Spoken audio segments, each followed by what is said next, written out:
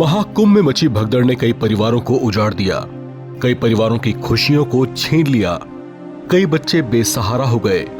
किसी के पिता नहीं रहे, किसी की मां उन्हें छोड़ गई, किसी के दादा तो किसी की दादी का बड़ा ही बुरा दुखांत हुआ। उत्तर प्रदेश के सुल्तानपुर की मीना देवी का हश्र भी ऐसा ही हुआ। भगदड़ की चपेट में वो इस कदर फंसी कि निकल ही नहीं पाई। उन्हें कुचलते हुए भीड़ का सैलाब आगे बढ़ता रहा और वो नीचे तब तक कुचली जाती रही जब तक कि उनके प्राण नहीं निकल गए। उनके पति ने उस दिन की घटना का जिक्र करते हुए बताया कि जब भीड़ छटी तो उनकी आंखों ने जो मंजर देखा वो भुला नहीं सकते।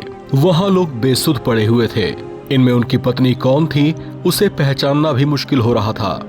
किसी तरह से लोगों के शवों को उलटते पलटते ढूंढते ढूंढते उन्हें एक महिला का शरीर दिखाई दिया जिसका चेहरा बहुत बुरी तरह से कुचला हुआ था। राजेश पांडे ने बताया कि चेहरा देखकर पहचानना मुश्किल हो रहा था। हालांकि महिला की कदकाठी देखकर उन्हें कुछ शक हुआ और फिर उन्होंने अपनी पत्नी के बदन से लिपटे अस्त व्यस्त हो चुके कपड़ों को देखकर उसे पहचाना।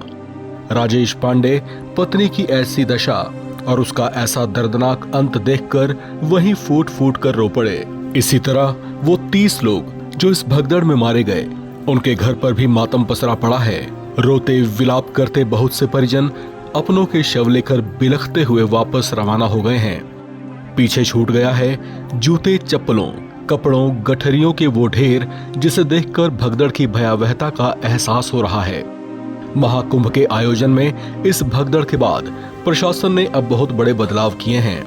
एहतियातन कुंभ स्थल के आसपास की काली रोड पार्किंग को बंद कर दिया गया है। अब वहां से वाहनों का प्रवेश पूरी तरह से बंद है। लाल मार्ग वाले रास्ते पर भी प्रवेश बंद कर दिया गया है। महाकुंभ में लोगों का जमावड़ा कम करने के लिए स्नान के बाद उन्हें तेजी से रवाना करने के लिए अतिरिक्त ट्रेनों और बसों की व्यवस्था की गई है। एडीजी और जिलाधिकारी तक एक एक श्रद्धालु को सुरक्षित रवाना करने में जुटे हुए हैं। भगदड़ संभावित क्षेत्रों से पहले स्पेशल होल्डिंग एरिया बनाए गए हैं ताकि लोगों के अनियंत्रित बहाव को थामा जा सके। घटना के बाद अब हालात फिलहाल सामान्य हैं। इस खबर में फिलहाल इतना ही। बाकी अपडेट्स के लिए आप बने रहें एनबीटी ऑनलाइन के साथ।